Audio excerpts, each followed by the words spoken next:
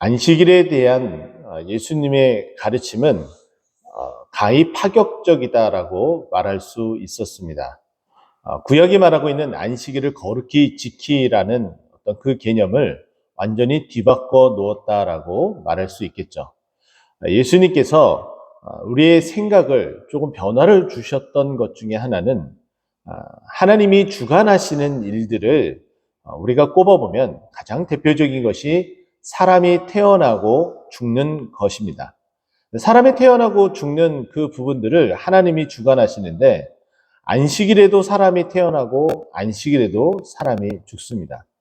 당연히 그와 같은 일들은 하나님께서 주관하시고 또 하나님이 일하신다라는 그런 생각을 갖게 되면 이 안식일에 하나님께서도 일하시는데 과연 안식일에 사람이 일하는 그 부분들을 어떻게 우리가 거룩히 지키느냐라는 개념을 다시 한번 생각을 갖게 해줬다라고 볼 수가 있고, 또 어떠한 일들을 함에 있어서 이 유대인의 그 규례에 따라서 난지 8일 만에 할례를 행해야 되는데 그 난지 8일째 되는 날이 안식일이 딱 겹치는 날에 이 할례를 행해야 될 것인지 말아야 될 것인지, 이것도 일인데 이것이 과연 가한지 불가한지에 대한 생각들을 지금까지 사람들, 유대인들은 전혀 하지 않았지만 이렇게 하나님께서 하나하나씩, 우리 예수님께서 오셔서 하나하나씩 우리의 생각을 바꿔 놓으신 것을 우리는 볼 수가 있습니다.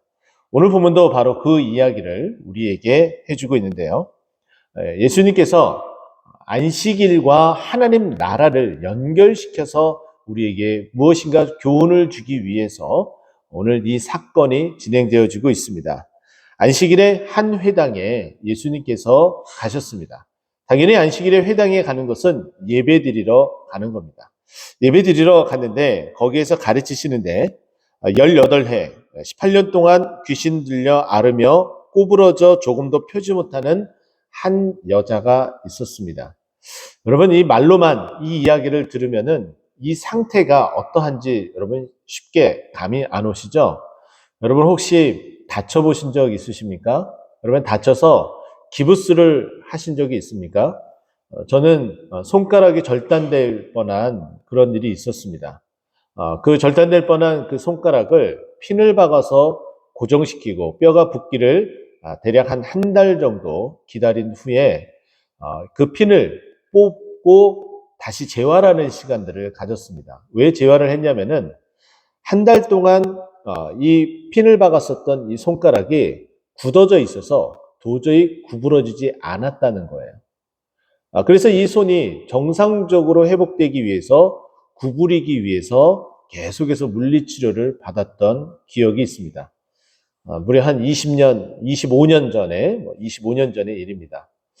여러분 생각해 보세요. 18년 동안 몸이 구부러져 있었던 상태, 과연 몸이 펴지는 게 쉬울까요? 결코 쉽지 않습니다. 아무리 우리가 힘을 다해서, 아무리 주물러주고 마사지를 해줘도 우리가 그 몸을 풀어주는 것은 몇 날 며칠이, 아니면 몇 달이 걸려도 아마 풀어지지 않을 겁니다. 그런데 예수님께서는 그 귀신 들려서 몸을 조금도 펴지 못하는 이 여자아이를 놓고 뭐라고 말씀하시냐면 내가 병에서 놓였다라고 말씀하십니다. 분명 이 병의 이 원인이 예수님은 다 알고 계셨기 때문에 귀신 들려서 바로 그런 일이 있었다라는 것을 알고 있죠. 그래서 16절에 들어가서 보더라도 예수님께서 회당장하고 이야기를 나눌 때에도 이렇게 이야기합니다. 그러면 18해 동안 사탄에게 매인 바, 이런 표현을 쓰고 있습니다. 당연히 사탄과 이 귀신에 들려서 이와 같은 일이 벌어진 것을 알매도 불구하고 사탄을 꾸짖고 그렇게 하는 것이 아니라 예수님은 조금은 다르게 내 병에서 놓였다라고 말하고 있습니다.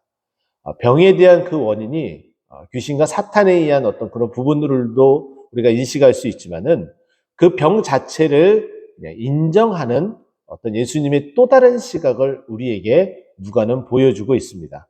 그래서 그것이 영적인 병이라 할지라도, 우리가 그렇게 인지한다 할지라도 그것이 사탄에 의한 조종된 일이다 할지라도 우리는 그것을 병으로 그대로 인지하고 우리가 또 치료해야 됨을 우리는 기억을 해야 됩니다.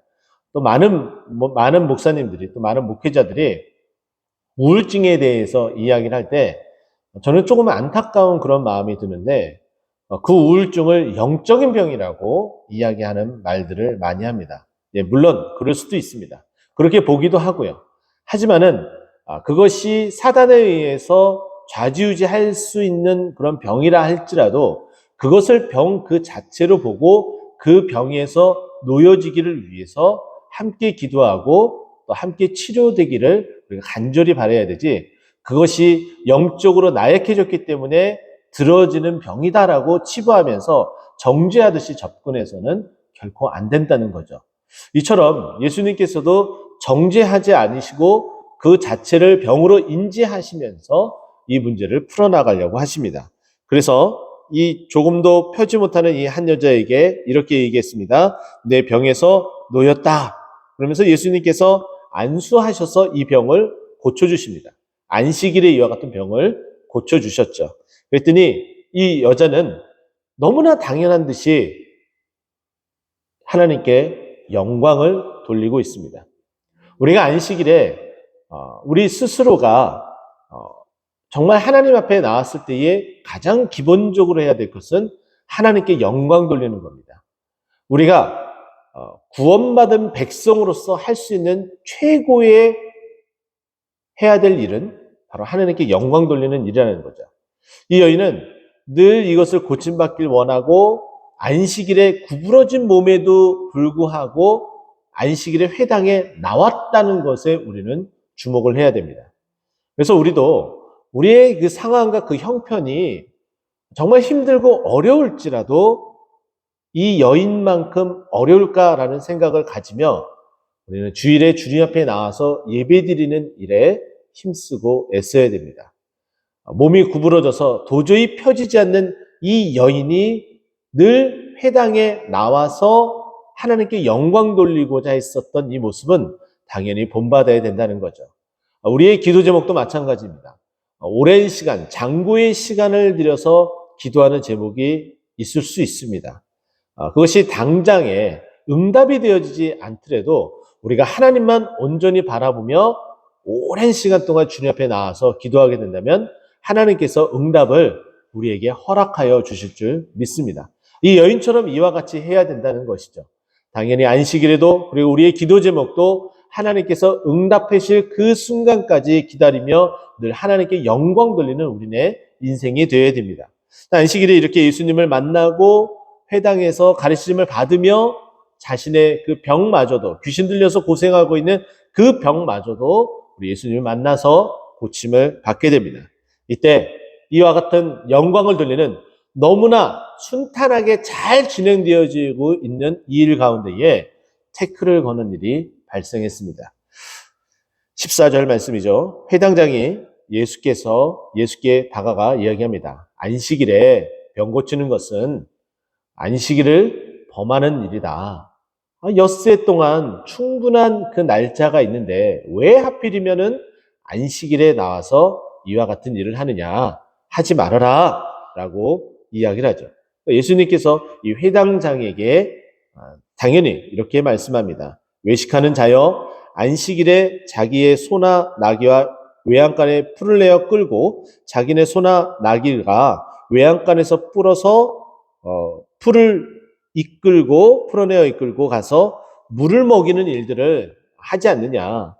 그러면서 정작 필요한 사람의 그 필요한 부분들을 하지 못하게 한다는 것은 있을 수 없는 일이다. 즉 다시 말해서 안식일이 정말 누구에게 있는 것이냐라고 우리에게 묻고 있습니다.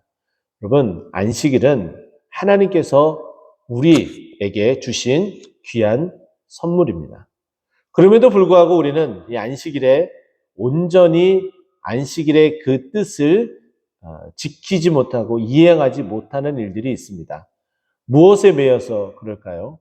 정죄하는 말이 될 수도 있지만은 우리 스스로가 우리의 그 삶을 다른 곳에 붙잡히고 다른 곳에 매여버리도록 우리 스스로가 그렇게 만들어가는 거예요. 조금은 좀 내려놓았으면 좋겠습니다.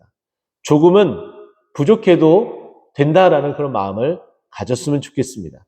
하루가 쌓이고 또 쌓이다 보면은 그것이 우리에게 마이너스가 된다라고 여길 수 있지만 하나님은 우리의 그 안식과 쉼을 통해서 더 많은 것을 부어주시고 시간이 지난 후에는 마치 토끼와 거북이의 그 움직임과 같이 하나님께서 때가 되면 우리의 그 삶이 더 앞서 나갈 수 있도록 만들어 주실 거라 그런 믿음을 가졌으면 좋겠습니다.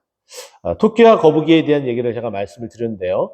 토끼와 거북이에 대한 그 이야기 속에서 왜 토끼가 졌느냐, 뭐 이런 이야기들 많이들 하는데, 토끼는 쉬면서 자신의 삶을 뭐 영위했다, 뭐 이렇게 말들도 하기도 합니다. 거북이는 그냥 꾸준하게 갔다, 뭐 이렇게 해서 당연히 거북이가 이겼다, 우리가 이렇게 알 수 있는데, 토끼는 그 경주의 삶에 주안점을 두지 않았기 때문에 이기고 지는 것에 그렇게 연연하지 않았다라고 이야기를 합니다. 저는 삶에서 다른 사람과 경쟁해서 지는 것, 이기는 것, 그런 삶을 연연하지 않았으면 좋겠습니다. 때로는 가다가 쉬기도 하고, 때로는 가다가 자기가 볼 것도 보고, 그렇게 삶을 영위했으면 좋겠습니다. 우직하게 달려가서 꼭 승리해야만이 그 삶이 정말 성공한 삶이다라고 말할 수는 없다라는 거죠. 오늘 본문 말씀 다시 돌아가서 18해 동안 이와 같이 있었던 이 여인을 치유하고 이 회당장과의 이야기 속에서 이제 안식일이 어떠한 것인지에 대해서 이야기를 합니다. 그런데 이 안식일에 대한 이 해석을 예수님이 해주심으로 말미암아 17절 말씀을 보니까 사람들의 반응이 완전하게 갈려져 버립니다. 17절 말씀 봅니다. 예수께서 이 말씀을 하심에 모든 반대하는 자들은 부끄러워하고 온 무리는 그가 하시는 모든 영광스러운 일을 기뻐하니라. 안식일에 그 매여져 있는 그 율법에 매여져 있어서 정말 자유롭지 못하고 하나님께 온전하게 영광 돌리지 못하는 사람들은 부끄러운 일이 되어버리고 맙니다. 여러분 스스로가 안식일을 온전하게 지키지 못할 때에 스스로가 부끄럽게 여겨졌다면 내가 회당장과 그리고 그 회당장과 같은 생각을 가지고 있는 사람이다라는 것을 꼭 생각을 하고 그와 같은 생각과 그 마음에서 벗어나기를 간절히 축원드립니다. 반면에 예수님의 그 마음에 고개가 끄덕여지고 동의가 되어지고 맞아 그래야지 안식일은 하나님께 영광을 돌려야지 라는 마음과 우리가 또 회복되어야 되지 그런 마음을 가지고 계신 분들은 바로 오늘 말씀과 같이 되어지는 거예요. 주님 앞에 나와서 예배드리는 그 일들이 오늘 보면 17절의 마지막 말씀처럼 영광스러운 그 일, 하나님 앞에 예배드리는 그 일이 기쁨이 되기를 간절히 축원드립니다. 하나님 앞에 영광 돌리는 것, 주일날 나와서 예배드리는 것, 이것은 기쁨이 되어야 된다는 거예요.